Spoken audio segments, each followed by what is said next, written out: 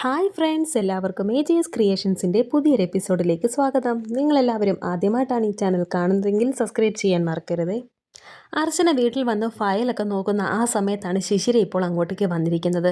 ശിശിര ചോദിക്കുന്നുണ്ട്, ഇതെല്ലാം വലിച്ചു വാരി ഇട്ടിരിക്കുന്നതെന്ന്. ഇത് കണ്ടിങ്ങനെ ഞെട്ടി നിൽക്കുന്നുണ്ട് അർച്ചന. അത് പിന്നെ ഇവിടെ ഫയലൊക്കെ ഇരിക്കുന്നത് കണ്ടപ്പോൾ ഒരു കൗതുകത്തിന് വേണ്ടി എടുത്തു നോക്കിയതാണെന്ന് അർച്ചന. ഇതിനകത്ത് ഇത്ര വലിയ കൗതുകം എന്താ എന്ന് ശിശിര ചോദിക്കുന്നു. ഒന്നുമില്ല, വെറുതെ എന്ന് പറഞ്ഞ് ഇപ്പോൾ അതെല്ലാം എടുത്ത് വെക്കുകയാണ് അർച്ചന.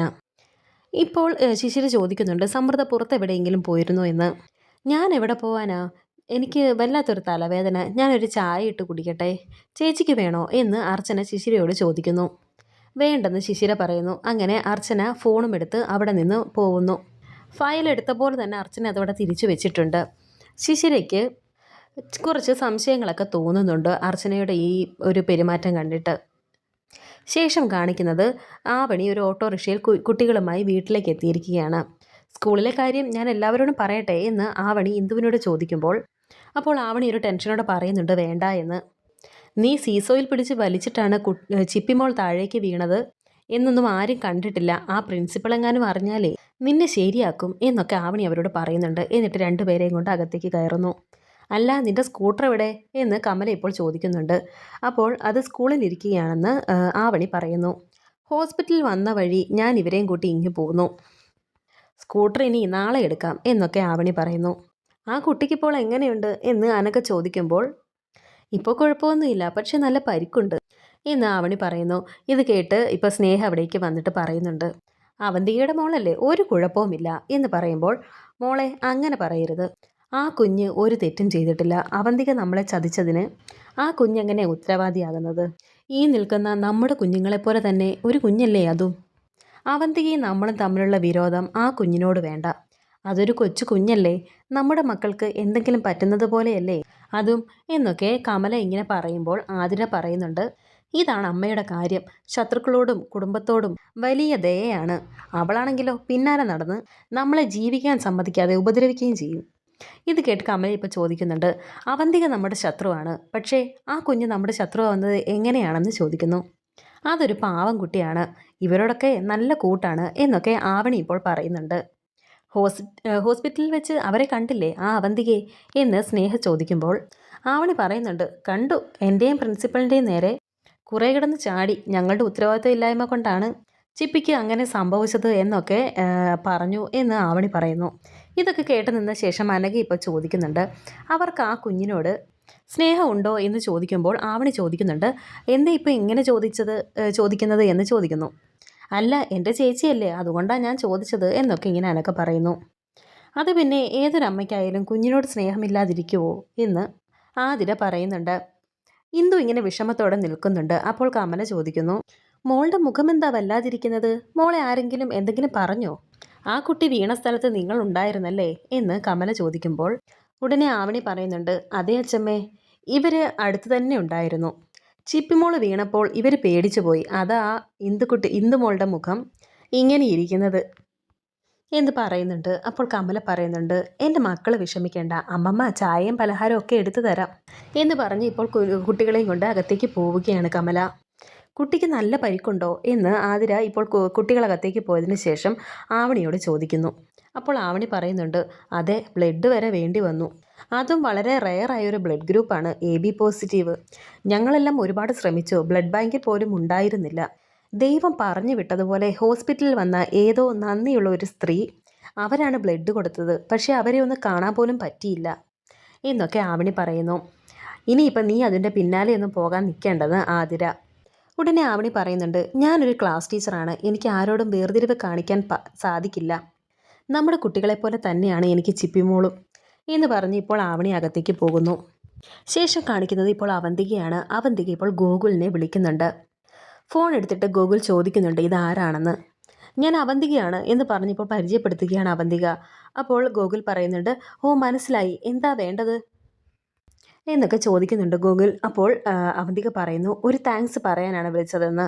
അല്ല, എന്നോടെന്തിനാ, അതിന് ഞാനൊന്നും ചെയ്തില്ലല്ലോ എന്ന് ഗോകുൽ ചോദിക്കുന്നു. താങ്ക്സ് പറയേണ്ടത് ശരിക്കും താങ്കളുടെ വൈഫിനോടാണ്, വൈഫിൻ്റെ നമ്പർ എൻ്റെ കയ്യിൽ ഇല്ലാത്തത് കൊണ്ടാണ് ഞാൻ താങ്കളെ വിളിച്ചത് എന്ന് അവന്തിക ഇപ്പോൾ ഗോകുലിനോട് പറയുന്നു. ഇത് കേട്ടപ്പോൾ ഗോകുൽ ചോദിക്കുന്നുണ്ട്, എൻ്റെ വൈഫോ, അതിന് സമൃദ്ധ എന്ത് ചെയ്തു? ഉടനെ ഇപ്പോൾ അവന്തിക പറയുന്നുണ്ട്, എൻ്റെ മകൾക്ക് ഇന്ന് സ്കൂളിൽ വെച്ച് ഒരു ആക്സിഡൻ്റ് ഉണ്ടായി. വളരെ റെയറായൊരു ബ്ലഡ് ഗ്രൂപ്പാണ് എൻ്റെ മകളുടേത്, AB പോസിറ്റീവ്.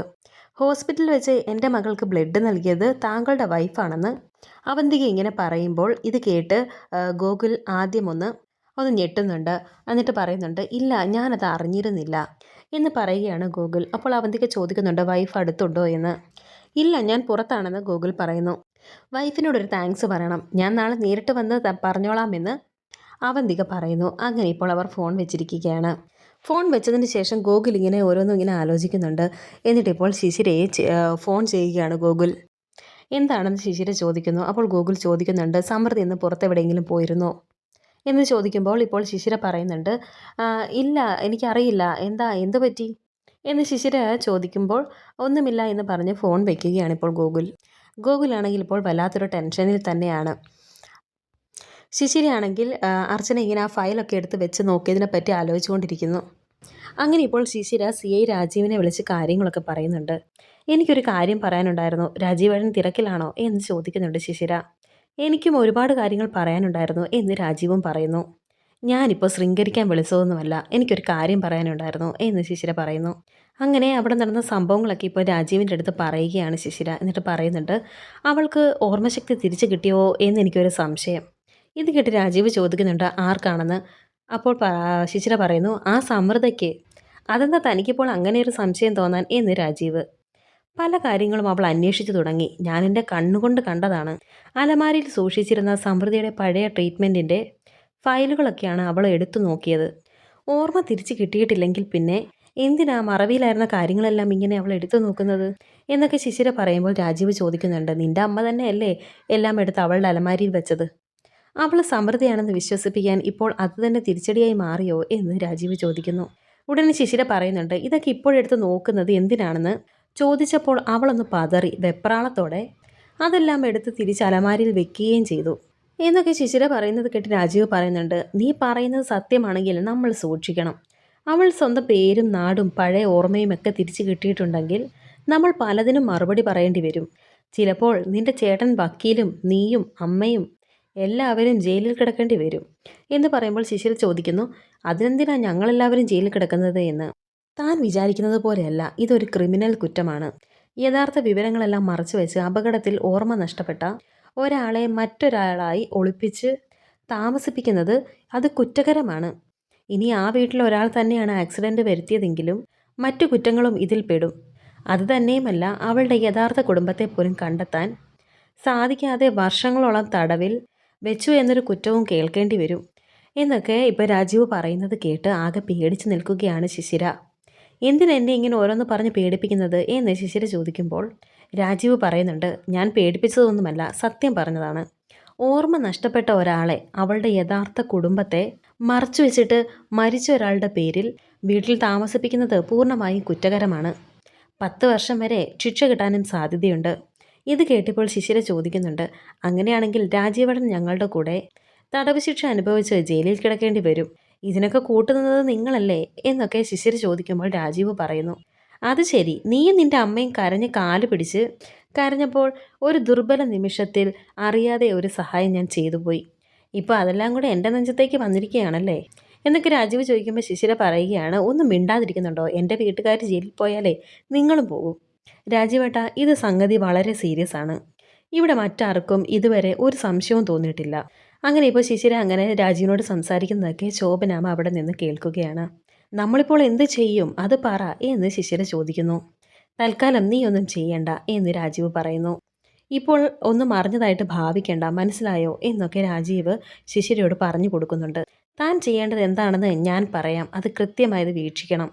ഇപ്പോൾ നിനക്ക് തോന്നി ഈ സംശയം ശരിയാണോ അല്ലയോ എന്ന് ഉറപ്പ് വരുത്തണം. അതിനുശേഷം മാത്രമേ ഇതാരോടെങ്കിലും പറയാവൂ. അതുവരെ അവരോടുള്ള തൻ്റെ പെരുമാറ്റത്തിൽ ഒരു സംശയവും തോന്നരുത്. നമുക്ക് പിടിച്ചു കയറാനുള്ള ഒരേ ഒരു പിടിവള്ളിയാണ് അവൾ. ഓർമ്മ വേണം, മനസ്സിലായല്ലോ എന്നൊക്കെ രാജീവ് ഇപ്പോൾ ശിശിരയോട് പറയുന്നു. എന്നിട്ട് വീണ്ടും പറയുന്നുണ്ട്, പക്ഷേ അവരറിയാതെ എപ്പോഴും നിൻ്റെ 2 കണ്ണുകളും അവളുടെ മേലുണ്ടാകണം എന്നൊക്കെ പറഞ്ഞ് ഇപ്പോൾ രാജീവ് ഫോൺ വയ്ക്കുകയാണ്. ശോഭന ഇപ്പോൾ ശിശിരയുടെ അടുത്തേക്ക് എത്തുന്നുണ്ട്. ശിശിര ഫോൺ വെച്ച് തിരിഞ്ഞു നോക്കുമ്പോൾ ശോഭന നിൽക്കുന്നു. നിന്നോട് ഫോണിൽ സംസാരിക്കരുതെന്ന് പറഞ്ഞിട്ടില്ലേ? സമയത്ത് മരുന്ന് പോലും കഴിക്കാതെ നീ എന്താ ചെയ്യുന്നത്? അതിപ്പോൾ അറിയാനും ഉണ്ട് എന്നൊക്കെ ശോഭന പറയുന്നു. അതിനെന്താ, ഞാനിപ്പോൾ കഴിച്ചോളാം, ഇങ്ങോട്ട് തന്നേക്ക് എന്ന് പറഞ്ഞ് ശിശിരി ഇപ്പോൾ അത് വാങ്ങി കഴിക്കുന്നുണ്ട്. എന്നിട്ട് ബാക്കി വരുന്ന മരുന്ന് മേശയിൽ വെച്ചേക്ക് എന്ന് പറയുന്നു. ഇനിയെങ്കിലും മരുന്ന് മുടങ്ങാതെ കഴിച്ചില്ലെങ്കിൽ എൻ്റെ സ്വഭാവം മാറും എന്ന് പറയുകയാണ് ശോഭന. എന്നിട്ട് അവിടെ നിന്ന് പോകുന്നു ശോഭന. ശേഷം ഇപ്പോൾ അവന്തികയെ കാണിക്കുന്നു. അവന്തിക വീട്ടിലെത്തിയപ്പോൾ റൂമിൽ കയറി നോക്കുമ്പോൾ ഒരു പേപ്പർ താഴെ കിടക്കുന്നത് കാണുന്നു. അങ്ങനെ ഇപ്പോൾ എന്ത് പേപ്പേഴ്സാണെന്ന് അറിയാൻ വേണ്ടി ആ പേപ്പർ എടുത്ത് നോക്കുകയാണ് അവന്തിക. അത് കണ്ട് ഞെട്ടി നിൽക്കുന്നുണ്ട് അവന്തിക. വേറൊരു പേപ്പറും താഴെ വീണ് കിടക്കുന്നുണ്ട്. കുഞ്ഞിനെ അഡോപ്റ്റ് ചെയ്തതും പേര് മാറ്റിയതും അതിൻ്റെയൊക്കെ പേപ്പേഴ്സായിരുന്നു അത്. പെട്ടെന്ന് തന്നെ ആ ഫയലൊക്കെ എടുത്തു വെച്ച് നോക്കുന്നുണ്ട് അവന്തിക. അങ്ങനെ വളരെ ദേഷ്യത്തോടെ ജെനിയെ ഇപ്പോൾ അവിടേക്ക് വിളിക്കുകയാണ് അവന്തിക. അങ്ങനെ ജെനി ഇപ്പോൾ ചോദിക്കുന്നുണ്ട് എന്താണ് കാര്യമെന്ന്. ഞാൻ നിന്നോട് പറഞ്ഞിട്ടില്ലേ ഞാനില്ലാത്ത സമയം എൻ്റെ മുറിയിൽ കയറരുതെന്ന്? അപ്പോൾ ജെനി പറയുന്നുണ്ട് ഞാൻ കയറിയിട്ടില്ല എന്ന്. കള്ളം പറയുന്നോ എന്ന് ചോദിച്ച് അവന്തിക ഇപ്പോൾ ജെനിയുടെ കരണത്തടിക്കുകയാണ്. മേലിനി ഇത് ആവർത്തിച്ചു പോകരുത് എന്നും അവന്തിക പറയുന്നു. ഇല്ല മേഡം, സത്യമായിട്ടും ഞാൻ മേഡത്തിൻ്റെ മുറിയിൽ കയറിയിട്ടില്ല എന്ന് ജെനി ഇപ്പോൾ കരഞ്ഞുകൊണ്ട് പറയുന്നുണ്ട്. എന്നെ വിശ്വസിക്കും മേഡം, ഞാൻ പറയുന്നത് സത്യമാണ് എന്ന് ജെനി. പിന്നെ എൻ്റെ അലമാരയും മേശയും ആരാ തുറന്ന് പരിശോധിച്ചത് എന്ന് അവന്തിക ചോദിക്കുമ്പോൾ ജെനി പറയുന്നുണ്ട് ഞാൻ പറഞ്ഞില്ലേ മേഡം, ഞാനല്ല. ഉടനെ അവന്തിക ചോദിക്കുന്നുണ്ട് നീ അറിയാതെ ഇതെങ്ങനെ ഇവിടെ സംഭവിക്കുന്നത്? അലമാരിയിലിരുന്ന ഈ കടലാസ് എങ്ങനെയാ താഴെ വീണത് എന്ന് അവന്തിക ചോദിക്കുമ്പോൾ ഇല്ല മേഡം, ഞാൻ കയറിയിട്ടില്ലെന്ന് ആവർത്തിച്ച് പറയുകയാണ് ജെനി. ഈ വീട്ടിലുള്ളവരല്ലാതെ വേറെ ആരെങ്കിലും ഇവിടെ വന്നിരുന്നോ എന്ന് അവന്തിക ചോദിക്കുന്നു. ഉടനെ ജെനി പറയുന്നുണ്ട് ഇല്ല മേഡം, എനിക്കറിയില്ല. പക്ഷേ മോൾക്ക് അപകടം പറ്റിയതറിഞ്ഞ് ഞാൻ ഇവിടെ നിന്ന് പോയപ്പോൾ ഡോർ ലോക്ക് ചെയ്യാൻ മറന്നുപോയി. ആ സമയത്ത് ഇവിടെ ആരെങ്കിലും വന്നോ എന്ന് എനിക്കറിയില്ല എന്നൊക്കെ ജെനി പറയുമ്പോൾ അവന്തിക പറയുന്നുണ്ട് വേഗം CCTV ചെക്ക് ചെയ്യേ, എനിക്കറിയണം ഇവിടെ ആരാ വന്നതെന്ന്, വേഗം എന്നൊക്കെ അവന്തിക പറയുന്നുണ്ട്. അങ്ങനെ ഇപ്പോൾ പെട്ടെന്ന് തന്നെ CCTV ഒക്കെ നോക്കുന്നുണ്ട്. എന്നാൽ അത് ഓണാകുന്നില്ല. കണ്ടുപിടിച്ചു ആരാ വന്നതെന്ന് അവന്തിക ചോദിക്കുമ്പോൾ അപ്പോൾ ജെനി പറയുന്നുണ്ട് സോറി മേഡം, നമ്മുടെ CCTV കംപ്ലൈൻ്റ് ആണ് എന്ന് പറയുമ്പോൾ അവന്തിക പറയുന്നു ഷട്ടപ്പ്, നിന്നെയൊക്കെ പിന്നെ എന്തിനു കൊള്ളാം ഇഡിയറ്റ് എന്നൊക്കെ പറഞ്ഞ് ഇപ്പോൾ ദേഷ്യപ്പെടുകയാണ് അവന്തിക എന്നിട്ട് ഇപ്പോൾ മുറിയിലേക്ക് പോവുകയാണ്. അങ്ങനെ അനഘ ഇപ്പോൾ ആ പേപ്പേഴ്സിൻ്റെ ആ ഫോട്ടോസൊക്കെ എടുത്ത് ഇങ്ങനെ പരിശോധിക്കുകയാണ്. ആൻറ്റി ഇത് എന്തിനുള്ള പുറപ്പാടാ, വെറുതെ അതിൻ്റെ പിന്നാലെയൊക്കെ പോണോ എന്നൊക്കെ ആവണി ഇപ്പോൾ ചോദിക്കുന്നുണ്ട്. അവരുടെ അനിയത്തിയായിട്ട് ജനിച്ചതല്ലേ, സത്യം എനിക്കും അറിയണ്ടേ എന്നൊക്കെ അനഘ പറയുന്നു. ആ ഓർഫണേജുകാർ ഇനി അവരെ വിളിച്ച് അറിയിക്കുമോ എന്ന് ആവണി ചോദിക്കുമ്പോൾ ഇത് കേട്ട് അനഘ പറയുന്നുണ്ട് അറിയിക്കുന്നെങ്കിൽ അറിയിക്കട്ടെ, എനിക്കതിലൊരു പ്രശ്നവുമില്ല. വിളിച്ചപ്പോൾ ഇപ്പോൾ അവിടെ ബെല്ലടിക്കുന്നുണ്ട്. ഇത് ശ്രീരാമകൃഷ്ണ ഓർഫണേജ് അല്ലേ എന്ന് അനഘ ചോദിക്കുന്നു. എന്നിട്ട് പറയുന്നുണ്ട് എനിക്ക് അവിടേക്കൊന്ന് വരാനായിരുന്നു, ലൊക്കേഷൻ ഒന്ന് അയച്ചു തരാമോ എന്നും അനഘ ചോദിക്കുന്നുണ്ട്. ചാരിറ്റി പ്രവർത്തനങ്ങളൊക്കെ ചെയ്യുന്ന ആളാണ് ഞാൻ, എനിക്ക് അവിടെ ഓർഫണേജിൽ വന്ന് എന്തെങ്കിലും ചെയ്താൽ കൊള്ളാമെന്നുണ്ട്, അതിനു വേണ്ടിയിട്ടാ ഞാൻ വിളിച്ചിട്ട് വരാം എന്നൊക്കെ പറഞ്ഞ് അനഘ ഫോൺ വയ്ക്കുന്നു. അനഘയുടെ പേര് പറയാതെ ആവണിയുടെ പേരാണ് പറഞ്ഞത്. അപ്പോൾ ആവണി ചോദിക്കുന്നുണ്ട് ആൻറ്റി എന്തിനാ എൻ്റെ പേര് പറഞ്ഞതെന്ന്. ഒന്നുമില്ല, അപ്പോൾ വായി തോന്നിയത് പറഞ്ഞു എന്ന് മാത്രം എന്ന് അനഘ പറയുന്നുണ്ട്. നമ്മൾ അവിടെ ചെന്ന് അന്വേഷിച്ചാൽ അവർ സത്യം പറയുമോ എന്ന് ആവണി ചോദിക്കുന്നു. ഇതൊന്നും ആരും ആരോടും ഷെയർ ചെയ്യില്ല, പിന്നെ നമ്മളത് എങ്ങനെ കണ്ടുപിടിക്കും എന്നൊക്കെ ചോദിക്കുന്നുണ്ട് ആവണി. ഞാൻ എങ്ങനെയായാലും അത് കണ്ടുപിടിക്കും. നിനക്കെൻ്റെ ചേച്ചിയെക്കുറിച്ച് ശരിക്കും അറിയാത്തത് കൊണ്ടാണ്. ഒന്നും കാണാതെ അവരൊരു കാര്യത്തിനും ഇറങ്ങി പുറപ്പെടില്ല. ഇങ്ങനെ ഒരു കുഞ്ഞിനെ ദത്തെടുത്തതിൽ എന്തോ ഒരു കാര്യമുണ്ട്, അത് ഞാൻ കണ്ടെത്തുക തന്നെ ചെയ്യും എന്നൊക്കെ ഇപ്പോൾ അനഘ ആവണിയോട് പറയുന്നുണ്ട്. ശേഷം കാണിക്കുന്ന അവന്തികയാണ്. അവന്തിക ഇപ്പോൾ ആ പേപ്പേഴ്സ് രണ്ടും എടുത്ത് കത്തിച്ച് കളഞ്ഞിരിക്കുകയാണ്. അവന്തിക അതൊക്കെ കത്തിച്ച് കളയുന്നത് ഇപ്പോൾ ജെനി കാണുന്നുണ്ട്. വരാനിരിക്കുന്ന പുതിയ എപ്പിസോഡുകളുമായി വീണ്ടും കാണാം. Thank you for watching.